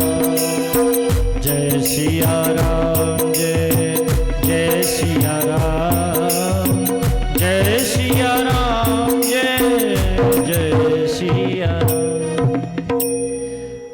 ये कान जो है वो सांप के बिल की तरह है। सांप कभी अपना मकान नहीं बनाता, भवन नहीं बनाता, वो दूसरे के ही बिल में कब्जा करता। तो जिनमें भगवान के चरित्रों का रसायन नहीं गया, वो सर्प के बिल के समान है, जिसमें चुगली, गाली, न जाने अपशब्द यही प्रवेश करते रहे। और ये प्रवेश ही नहीं करते साहब, ये अंतःकरण को विचलित करते हैं, अशांति पैदा करते हैं। अब तो एक पूज्य महात्मा जी बता रहे थे कि महाराज जी, जो अपशब्द निकलते हैं वो शब्द भी श्राप देते हैं कि हम इस जिह्वा से अच्छा बन के निकलना चाहते थे, लेकिन हमें आपने खराब बन के निकाला, तो वो शब्द भी श्राप देते हैं। ये मनोवैज्ञानिकों ने सिद्ध किया है। इसलिए जितना हो सके अच्छा बोलो, कम बोलो पर अच्छा बोलो। एक महात्मा जी खड़े हो गए, कहने लगे महाराज जी ये बताइए, आप जब से भागवत जी की बड़ी महिमा गाए जा रहे हैं, बड़ी महिमा गाए जा रहे हैं, ज्ञान वैराग्य की मूर्छा दूर हो गई, ये हो गया वो हो गया, कल्प वृक्ष से भी श्रेष्ठ है भागवत जी की कथा। अरे महाराज ये बताओ कि कभी किसी कुटिल, कामी, अधर्मी व्यक्ति, इनका भी कभी कल्याण हुआ भागवत से कि नहीं? तो कुमारों ने कहा भैया, ये मानवाः पाप कृतस्तु सर्वदा, सदा दुराचार रता विमार्गाः, क्रोधाग्निदग्धाः कुटिलाश्च कामिनः, सप्ताह यज्ञेन कलौ पुनन्ति ते। जिसने जीवन पर्यंत पाप कर्म किए हो, कभी भी कोई अच्छा कर्म न किया हो, कभी अच्छा सोचा भी ना हो, कभी अच्छा बोला भी ना हो, सदा दुराचार रता विमार्गाः, मार्गाः नहीं विमार्गाः, मार्ग पर नहीं कुमार्ग पर चलता हो, जो ऐसा व्यक्ति ही क्यों न हो, उसका भी कल्याण सप्ताह यज्ञेन कलौ पुनन्ति ते। यदि साप्ताहिक कथा वो श्रवण करता है तो उसका परम कल्याण हो जाता है, इसमें कोई संशय नहीं। तो हम तो फिर पुण्यात्मा हैं, यहां से आगे वसुधारा है, यदि अवसर मिलेगा तो हम लोग चलेंगे कभी। बहुत दूध जैसी धारा ऊपर से गिरती वसुधारा। लोग कहते महाराज पुण्यात्माओं के ऊपर ही गिरती है, पापियों के ऊपर नहीं गिरती, दूर हो जाती है। एक बार जाने का अवसर मिला है मुझे, वहां मैं गया। मैंने कहा भैया जो पुण्यात्मा है वही तो यहां तक आ पाया, सब थोड़ी आ पाए। और जो आ गया वो कैसा पापी हो ही पुण्यात्मा हो गया। अब ये तो संशय ही नहीं कि हम पापी हैं, हम पुण्यात्मा ही हैं। और पुण्यात्माओं के क्या लक्षण हैं? 4 लक्षण हैं। मधुरा च वाणी देवता स्वर्ग से आए हुए व्यक्तियों के 4 लक्षण हैं। स्वर्ग स्थितानाम यह जीवलोके चत्वारि चिन्हानि वसन्ति देहे दानम प्रसंगो मधुरा च वाणी देवार्चनम ब्राह्मण तर्पणश्च। मैं नहीं कह रहा, शास्त्र के ये 4 लक्षण हैं स्वर्ग से आए हुए व्यक्ति के। और इसके विपरीत जो हो वो आप समझ जाओ कहां से आए, हम क्यों बताएं, हर चीज हम क्यों बताएं, आप खुद समझना। स्वर्गस्थितानाम यह जीवलोके मधुर वाणी देवार्चन पितृतर्पण और ब्राह्मणी भक्त, ये 4 यदि जिसमें वो देवता स्वर्ग से आए हुए व्यक्ति। तो मैं आपसे निवेदन कर रहा था कि जो यहां आ गया है वो पापी कैसे हो सकता है। पापी तो रास्ता देखते ही आधी रास्ते से कई लोग लौट जाते हैं, कई बार ऐसा होता है। कई बार तो ऐसा होता है, आज तो होने लगा। एक हमारे बहुत अच्छे परिचित इंदौर से वो नासिक गए और बस से उतर रहे थे, एक पैर नासिक की जमीन पर और एक पैर बस पर, और टेलीफोन बजा। चाची शांत हो गई, बेचारे बड़ी कामना लेके कहते हम त्र्यंबकेश्वर में भगवान का दर्शन करेंगे, अभिषेक करेंगे, ये करेंगे, वो करेंगे। और जैसे ही फोन पहुंचा तो जैसे ही गए वो तत्काल वापस होना पड़ा। तो न जाने क्या परिस्थितियां हो जाती जीवन। तो हम पुण्यात्मा हैं, हम 4 धाम सब करके किसी को छींक भी नहीं आई, कितना बढ़िया वातावरण रहा, सब करके आए। और कुछ हमारे सीधे सागर से आए जो 4 जगह हो आए, या जो किन्हीं कारणों से नहीं पहुंच पा रहे, शरीर साथ नहीं दे रहा, नहीं चाह रहे हैं पर नहीं पहुंच पा रहे, तो उनको फल वही मिल रहा है। तो हम सब पुण्यात्मा हैं, आने का अवसर मिला और भागवत जी की दिव्य कथा हम सब श्रवण करेंगे। और एक एक शब्द हम शास्त्र सम्मत बोलते हैं। साहब मैं आप सबसे निवेदन करूं, मैं लोक रंजन की कथा कभी नहीं कहता कि लोगों को हंसी आए, लोगों को अच्छा लगे। मैं जिससे आत्म कल्याण होगा वो बोलूंगा। 7 दिन तक हम सब श्रवण करेंगे। आज प्रथम दिवस था, पूजन पाठ में भी कई चीजों पे उठान हो गया। कल से ठीक 1 बजे से कथा प्रारंभ होगी, 4-5 बजे तक आइए। आज 5, सवा 5 बज चुके, 5:15 बज गए। भगवान के पाद पद्मों में आज की कथा को समर्पित, बद्री विशाल भगवान के श्री चरणों में समर्पित। और आइए 2 मिनट भगवान का कीर्तन करें, फिर आरती करेंगे और उसके बाद सभी चल के चाय ग्रहण करें। और कल जन्माष्टमी तो आज भी है, और सच पूछी जाए तो आज ही है। लेकिन कई लोग उदया तिथि मानते हैं कि सूर्योदय के समय जो तिथि होती है वो दिन भर मान्य होती है। तो उदय कालीन तिथि कल है, तो कल बहुत से लोग व्रत भी रखेंगे और हम ठाकुर जी का विधिवत पूजन करेंगे, अभिषेक भी करेंगे ठाकुर जी का। और कल हमारे भैया श्री परम वैष्णव श्री रामेश्वर अग्रवाल जी भैया जो सागर से पधारे हैं, इनकी बेटी का बेटा, इनका नाती अदभ्य चिरंजीव अदभ्य का जन्मदिन भी है। कितना सुंदर अवसर है। उनकी बेटी श्रीमती रोशनी लोकेश अग्रवाल जो अमेरिका में है, उस बेटे के जन्म के उपलक्ष्य में सभी भक्तों का फलाहार की व्यवस्था उनकी तरफ से की गई है। हम सब मुक्त कंठ से उस बेटे को आशीर्वाद देंगे कि खूब आगे बढ़े, खूब तरक्की करे और भगवान की भक्ति खूब करे। कितने वैभव में भी रहे तब भी भगवान के श्री चरणों से वो जुड़ा रहे, इस तरह हम सब आशीर्वाद देंगे। आइए 2 बार भगवान की पावन नाम कीर्तन के साथ हम आरती करके चल के सब चाय ग्रहण करेंगे। श्री जय जय राधा रमण गिरधारी, गिरधारी श्याम बनवारी। जय जय राधा रमण गिरधारी, गिरधारी श्याम बनवारी। जय जय राधा रमण गिरधारी, गिरधारी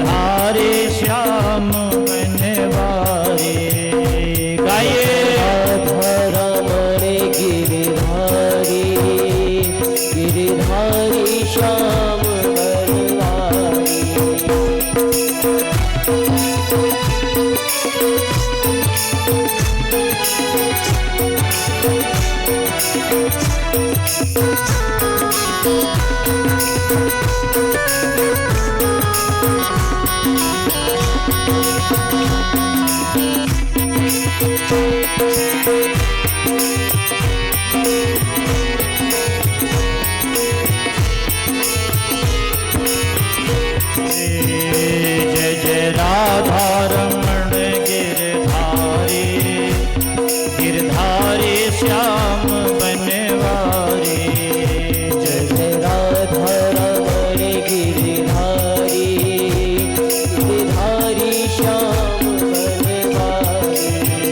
गिरधारी श्याम बनवारी, गिरधारी श्याम बनवारी। गिरधारी श्याम बनवारी। गिरधारी श्याम बनवारी। जय जय राधा रमण गिरधारी, गिरधारी श्याम बनवारी।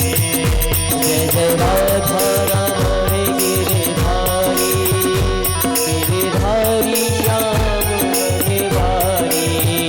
जय जय राधा रमण गिरधारी, गिरधारी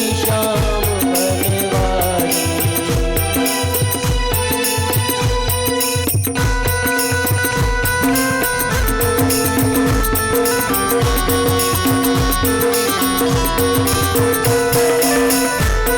बनवारी। जय जय राधा रमण गिरधारी, गिरधारी श्याम बनवारी।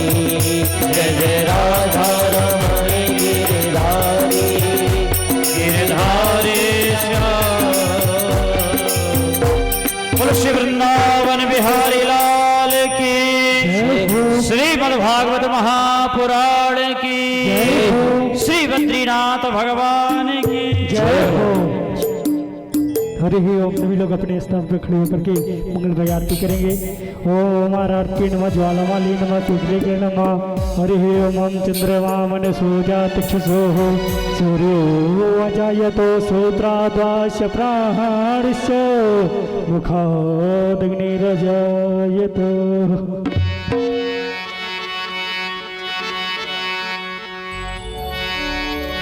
शिवा के बिहारी तेरी आरती गाओ। शिवा के बिहारी तेरी आरती गाओ। शिवा के बिहारी तेरी आरती गाओ। शिवा के बिहारी तेरी आरती गाओ। हे गिरधारी तेरी आरती गाओ। हे गिरधारी तेरी आरती गाओ। आरती गाओ प्यारे आपको मनाओ। आरती गाओ प्यारे आपको मनाओ। आरती गाओ प्यारे आपको मनाओ। आरती गाओ प्यारे आपको मनाओ। श्री श्याम सुंदर तेरी आरती गाओ। श्री श्याम सुंदर तेरी आरती गाओ। मोर मुकुट प्यारे शीस पे सोहे। मोर मुकुट प्यारे शीस पे सोहे। प्यारी बंसी मेरो मन मोहे। प्यारी बंसी मेरो मन मोहे। देख छवि मैं तो बलि बलि जाऊं। शिवा के बिहारी तेरी आरती गाओ। हे गिरधारी तेरी आरती गाओ। हे गिरधारी तेरी आरती गाओ। चरणों से निकली है गंगा प्यारी। चरणों से निकली है गंगा प्यारी। शिशु ने सा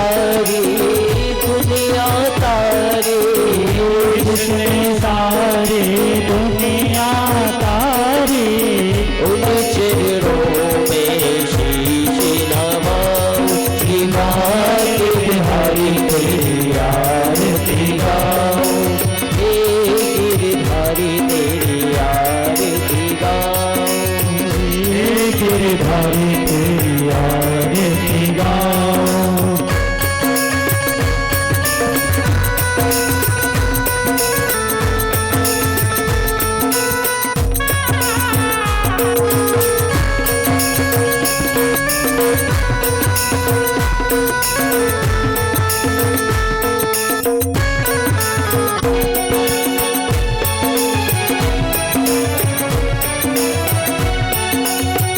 दास अनाथ के नाथ आप हो, दास अनाथ के नाथ आप हो, दुख सुख जीवन प्यारे साथ आप हो, जीवन तारे साथ आप हो।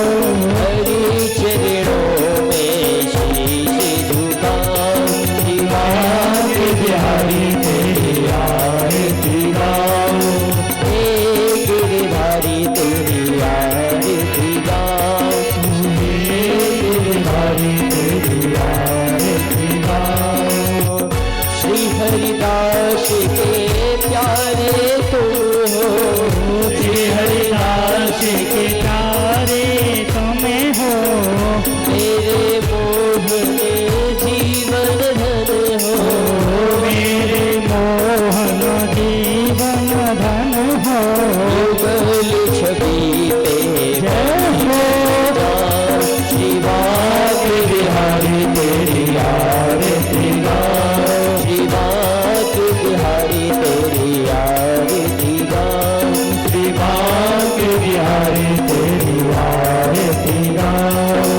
कर्पूर गौरम करुणावतारम संसार सारम भुजगे विहारम, सदा वसंतं प्यारे बिंदे भवन नवाजी चंदनारे। कपाली वाला दुलाली भाले, कपाली वाला चंदे कुमारे, दिगंबराय दिगंबराय नमः शिवाय नमः शिवाय। तुम्हें माता पिता तुम्हें, तुम्हें वंश सखा तुम्हें, तमेव वेद्या दैवं तमेव तमेव सर्वं मम देवदेव। तुम्हें सर्वं मम देव देवा, तमेव सर्वं मम देवदेव। हरे राम राम राम हरे हरे, हरे कृष्णा कृष्ण कृष्ण हरे हरे। हरे राम राम राम हरे हरे, हरे कृष्णा कृष्ण कृष्ण हरे हरे। कृष्ण कृष्ण हरे हरे, कृष्ण कृष्ण हरे हरे। बोले भागवत महापुराण की जय। बोले गोपाल जी महाराज की जय। परम पूज्य गुरुदेव महाराज की जय। पुत्री विशाल भगवान की जय। ओम आरती नमः ज्वाला माली नमः शीतलीकरण नमः मंत्र पुष्पांजलि।